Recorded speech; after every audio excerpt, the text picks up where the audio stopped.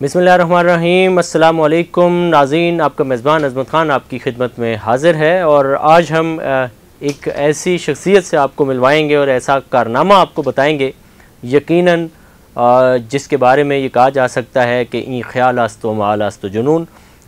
ये अल्लाह ताला की अता होती है कि किसी शख्स को इस तरह का एज़ाज़ मिल जाना। ये अल्लाह ताला की रहमत, अल्लाह ताला की नज़र करम के अलावा ये इंसान के बस में नहीं होता। जिस तरह का कारनामा उस्मान अरशद साहब ने अंजाम दिया है। नाज़रीन, उस्मान अरशद साहब इस वक्त हरमैन में है और वो इस वक्त उन बहारों में है जिन बहारों की तमन्ना हर इंसान करता है। न्याज़ी साहब ने ये कहा था कि महबूब की महफिल को महबूब सजाते हैं, आते हैं वही जिनको सरकार बुलाते हैं। इस आस पे जीता हूँ कह दे कोई आकर, चल तुझको मदीने में सरकार बुलाते हैं। यकीनन जिसको सरकार बुलाएं, जिसको बुलावा आ जाए वही हरमैन की ज़ियारत के लिए जा सकता है। यकीनन आपके इर्द गिर्द भी बेशुमार लोग इस तरह के होंगे जो साहिब सरबत होंगे, जिनको अल्लाह ताला ने मालो दौलत से नवाजा होगा, लेकिन वो हरमैन शरीफैन नहीं जा सकते। कुछ मिसालें इस तरह की भी दी जा सकती हैं कि लोग सऊदी अरब में रह कर के हरमैन शरीफैन की ज़ियारत नहीं कर सकते। ये सारी मिसालें मिला कर के आप ये कह सकते हैं कि आते हैं वही जिनको सरकार बुलाते हैं। बुलावा आ जाए तो फिर साहिब सरवत हो या कोई गरीब तरीन इंसान हो, बुलावा आ जाए तो हालात बदल जाते हैं। जब ये अल्लाह ताला की तरफ से होता है कि अल्लाह ताला जब चाहते हैं आपको उस दर की और अपने घर की सैर करा देते हैं। इसी तरह उस्मान अरशद साहब के साथ भी हुआ है और मैं ज़ाती तौर पर भी इस चीज़ का शायद हूँ, बल्कि हक़्क़ुल यकीन है इस बात पर। और मैं आपको भी बताता हूँ कि जब मैं गया था 2017 में उम्रे की सआदत हासिल करने, तो बिल्कुल वहम गुमान में भी नहीं था कि हम उम्रे पे चले जाएंगे। कोई तैयारी नहीं थी, कुछ भी नहीं था। और इसी तरह रमज़ान था, आखिरी अशरा शुरू होने में 1 से 2 दिन बाकी थे और पासपोर्ट चूँकि पहले से बना हुआ था। और एक दोस्त आए और एक महफिल में बैठे हुए थे, तो दूसरे जो मेरे साथ में दोस्त पहले से बैठे हुए थे उन्होंने कहा जी, मैंने जब दोनों का तारुफ़ करवाया एक दूसरे को, तो उन्होंने कहा कि इनसे कहें कि ये कल फ़लाँ जगह पे जा रहे हैं और जब ये जा ही रहे हैं तो हमारे वीज़े भी लगवा के ले आएँ। तो इस दोस्त ने मेरे इस दोस्त को कहा कि ठीक है, आपके वीज़े लगवा के ले आते हैं, फिर क्यों ना हो कि साथ अज़मत साहब का भी लगा के लें। तो इस तरह से हमारा वीज़ा भी लगा और उन्हीं के साथ बुलावा आया और हम 3 दिन बाद वहाँ पे थे। और देखने वाले हैरान थे कि 3 दिन बाद हम सऊदीया में बैठे हुए थे, कोई तैयारी नहीं थी, कुछ नहीं था, लेकिन जब सरकार बुला लें तो फिर रुकावटें कैसी, फिर हालात कैसे, फिर इंसान खिंचा चला जाता है। इसी तरह उस्मान साहब भी, उस्मान अरशद साहब भी इस वक्त वहाँ पे मौजूद हैं। उनसे हमने बात की है, वो हम आपको सुनाते हैं कि उन्होंने क्या कहा। लेकिन ये एक हैरान कुन स्टोरी है कि उस्मान साहब पाकिस्तान से, उकाड़ा से मदीना मुनव्वरा के लिए और उम्रा की सआदत हासिल करने के लिए पैदल गए हैं। जी नाज़रीन, उन्होंने पैदल सफ़र किया है। 6 महीने और 13 रोज़ के बाद वो उकाड़ा से, यानी कि पाकिस्तान से, पंजाब से वो मदीना मुनव्वरा पहुँचे हैं और उनके एक हाथ पे सऊदी अरब का परचम और दूसरे हाथ में पाकिस्तान का परचम, और यूँ उन्होंने ये अपना सफ़र मुकम्मल किया है। उनसे हमारी बात हुई कि ये 5400 किलोमीटर का जो सफ़र है ये आपने कैसे तय किया है, रास्ते में रुकावटें क्या पेश आई हैं, और 4 ममालिक के आपने बॉर्डर क्रॉस किए हैं, पाकिस्तान गए हैं, फिर इसके बाद आप दूसरे मुल्क गए हैं, फिर उसके बाद तीसरे मुल्क गए हैं, फिर आप चौथे मुल्क में दाखिल हुए हैं, वहाँ पहुँचे हैं, वहाँ के लोगों का बर्ताव किस तरह से है। ये रूहानी सफ़र जो था, इसमें रास्ते में आपको किस तरह की रूहानी सुकून, तमकनत, सकीनत, ये चीज़ें आपको मुयस्सर आती रही हैं। ज़ाहिर है ये चीज़ें फ़ील की जा सकती हैं, महसूस की जा सकती हैं, लेकिन अगर वो हमसे शेयर करें तो हमने उनको वहाँ से लाइन पे लिया और हमने कुछ सवालात उनसे किए हैं। आइए आपको भी सुनवाते हैं। उस्मान अरशद साहब, अस्सलाम वालेकुम। मुझे थोड़ा सा ये बताइएगा, सबसे पहला क्वेश्चन, कि आपने ये सफ़र कब शुरू किया था और कहाँ से शुरू किया था और ये सफ़र कैसे मुकम्मल हुआ?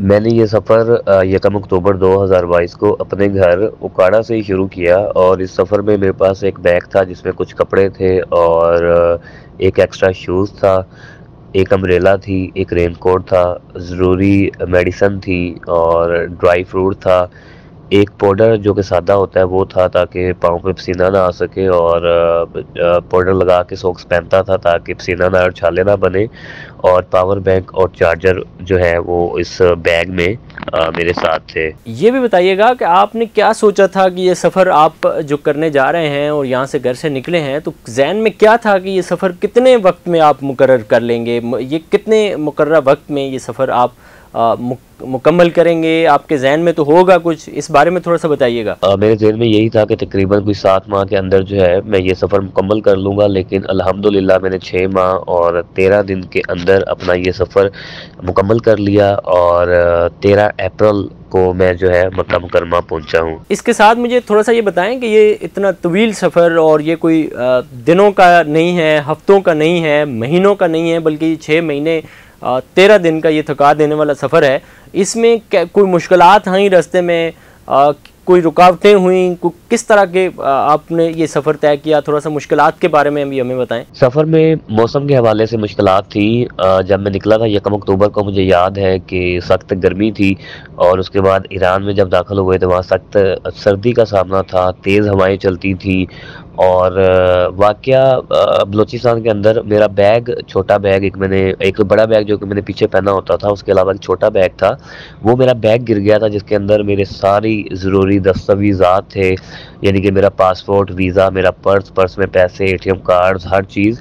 لیکن اللہ پہ توکل رکھتے ہوئے میں نے اپنا سفر جاری رکھا، اور پیسوں کی خیر تھی، پیسے نہیں ملے، لیکن اللہ نے معجزہ کیا اور میری باقی تمام چیزیں جو ہیں وہ 10 سے 11 دن کے اندر مجھے مل گئی۔ تھوڑا سا یہ بتائیں کہ جن 4 ممالک کا آپ نے سرحدیں پار کی ہیں اور ایک ملک سے دوسرے ملک گئے ہیں، دوسرے سے تیسرے، تیسرے سے چوتھے ملک میں داخل ہوئے ہیں، ان ممالک کا تھوڑا سا بتائیں، یہ سرحدیں کیسے پار کی، ویزے تھے نہیں تھے؟ میں نے 3 ملک کراس کیے ہیں۔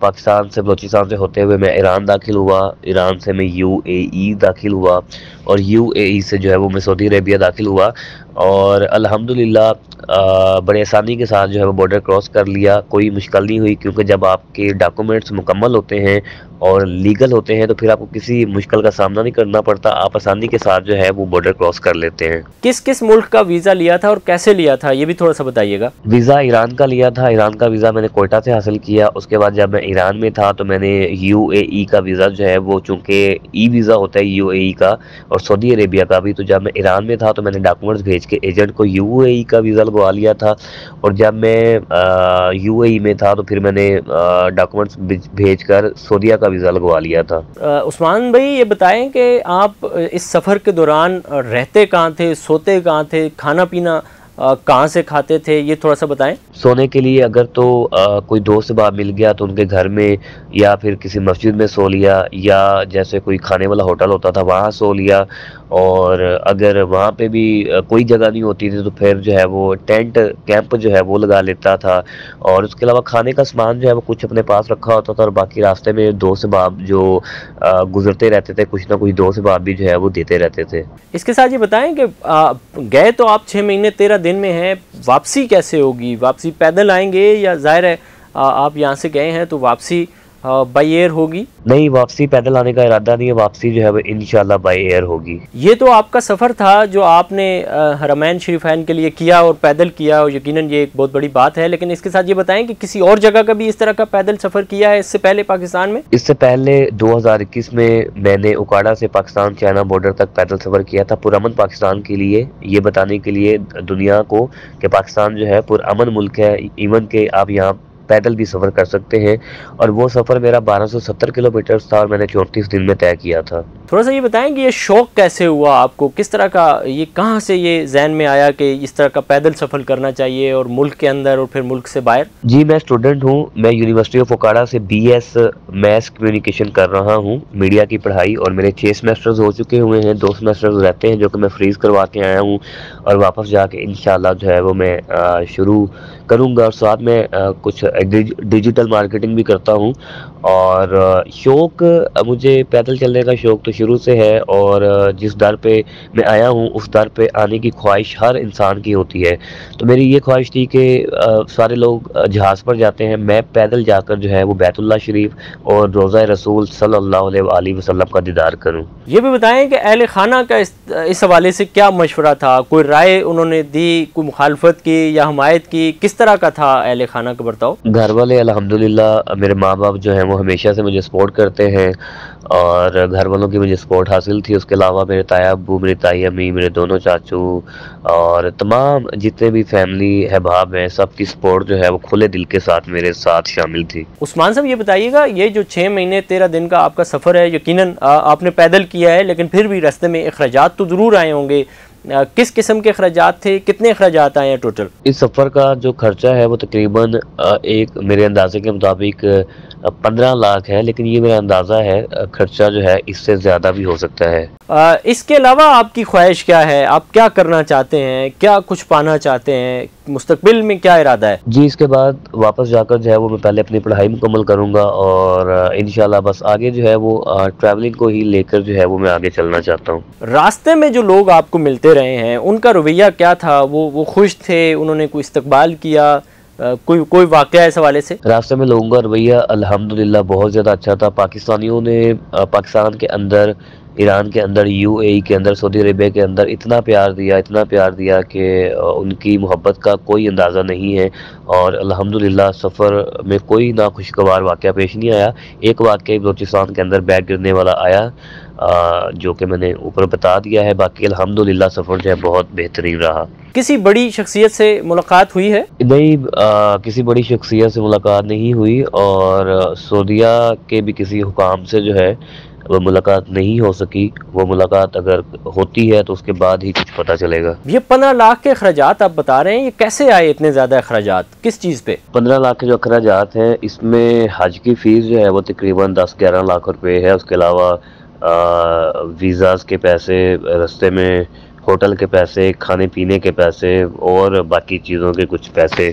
اس روانی سفر میں کوئی ایک ایسا واقعہ آپ ہمارے ناظرین کو بتائیے گا جسے بھول نہ سکتے ہوں۔ اس کا سب سے بڑا لمحہ خوبصورت وہ یہی تھا کہ بڑی خوبصورتی کے ساتھ اور خیر و عافیت کے ساتھ جو ہے میں مکہ مکرمہ پہنچا، اور میں مدینہ منورہ پہنچا، اور میں نے عمرہ ادا کیا، اور روضہ رسول کو جو ہے وہ دیکھا، اور یہ لمحات میں کبھی نہیں بھول سکتا۔ روحانی برکات کو جو ہے وہ محسوس ہی صرف کیا جا سکتا ہے، باقی بتایا نہیں جا سکتا۔ جو انسان یہاں پہ پہنچتا ہے وہ اس کی ایک عجیب سی کیفیت ہوتی ہے یہاں پہنچنے کے بعد، بس اسے جیسے ایک سکتہ سا طاری انسان کے اوپر ہو جاتا ہے، اسے یقین نہیں ہو رہا ہوتا کہ خانہ کعبہ جو ہے وہ اس کے سامنے ہے، اور وہ بیت اللہ شریف کا دیدار کر رہا ہے، اور روضہ رسول صلی اللہ علیہ وآلہ وسلم کا دیدار کر رہا ہے۔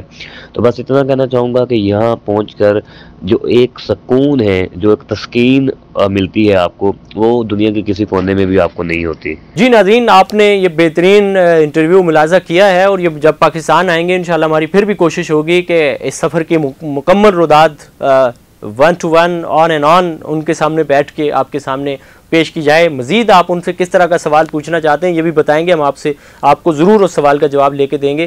اسی کے ساتھ اپنے میزبان عظمت خان کو دیجیے اجازت، اللہ نگہبان۔